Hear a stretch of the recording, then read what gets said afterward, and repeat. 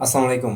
Facebook related নতুন একটি video নিয়ে আবারও হাজির হয়ে গেলাম আপনাদের মাঝে। আপনারা সবাই অবগত আছেন যে ২০২৫ সাল কিন্তু চলে এসেছে। চলে এসেছে বলতে আজকে কিন্তু ২০২৫ সালের জানুয়ারির ১ তারিখ। তো আপনারা সবাই জানেন যে কন্টেন্ট মনিটাইজেশনের জন্য কিন্তু আমরা অধীর আগ্রহে ছিলাম ২০২৫ সাল পর্যন্ত। এখন দেখেন কন্টেন্ট মনিটাইজেশন কিন্তু আপনি সহজেই পাবেন।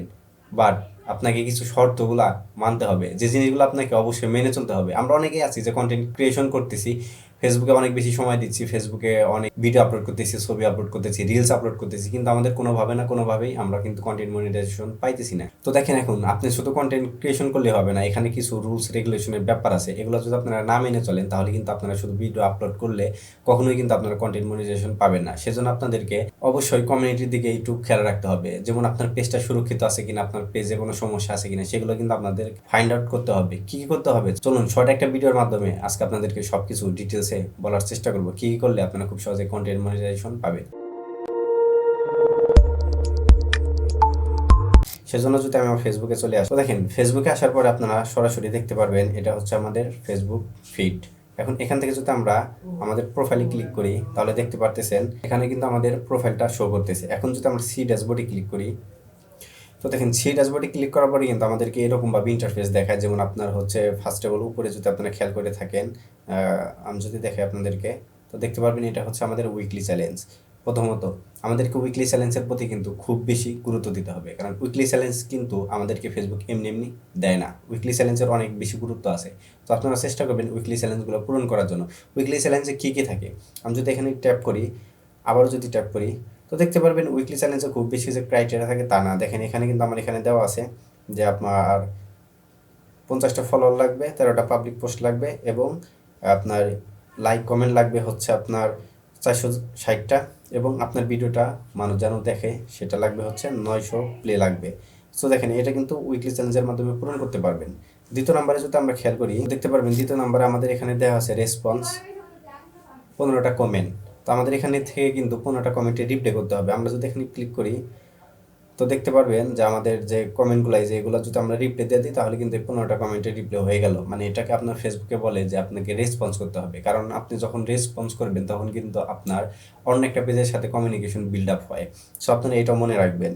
তারপর এখানে আমাদের বেসিক্যালি আর খুব বেশি কিছু কাজ নেই। তারপরে আমি আপনাদেরকে আসলে যেটা দেখাবো, তো দেখেন আমাদেরকে আরেকটা মূল গুরুত্বপূর্ণ যে বিষয়টা হচ্ছে আমাদের পেজ রিকমিউনিকেশন। এটা কিন্তু আমাদের মোস্ট ইম্পর্টেন্ট একটা জিনিস, পেজ রিকমিউনিকেশন। আমরা যদি এখানে ক্লিক করি তো আপনারা সবসময় খেয়াল করে রাখবেন যে আপনাদের পেজ রিকমিউনিকেশন জানি এরকম থাকে, এখানে যেন কোনো ইস্যু না থাকে। দেখেন আমার পেজ রিকমিউনিকেশনটা ওকে আছে, সেই জন্য আমাদের এখানে কিন্তু মানে কোনো লিগাল কোনো নোটিশ নাই অথবা কোনো রেড সিগন্যাল নাই।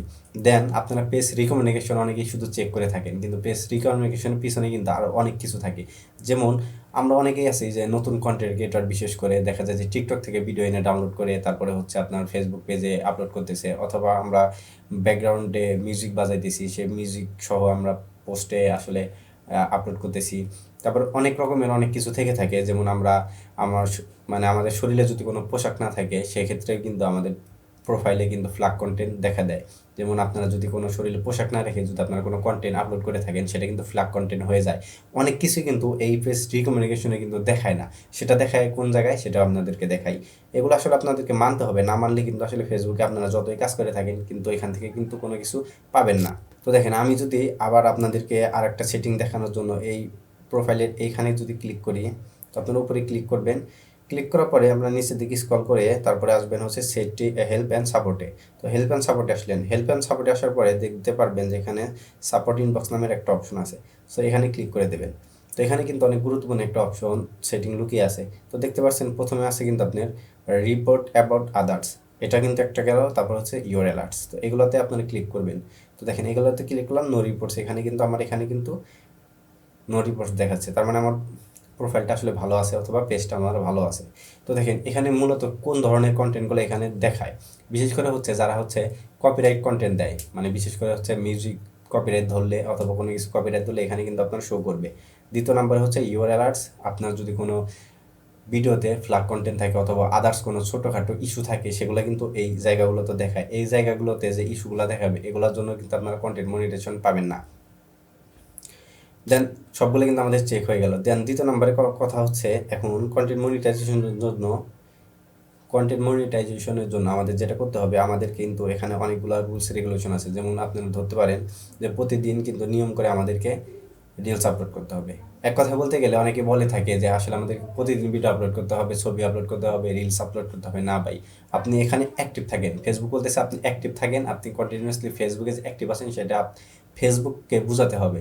সেটা হতে পারে আপনার রিলস আপলোড করে, অথবা ভিডিও আপলোড করে, লং ভিডিও আপলোড করে, হতে পারে আপনার স্টোরি দিয়ে, হতে পারে আপনার ব্যক্তিগত ছবি দিয়ে।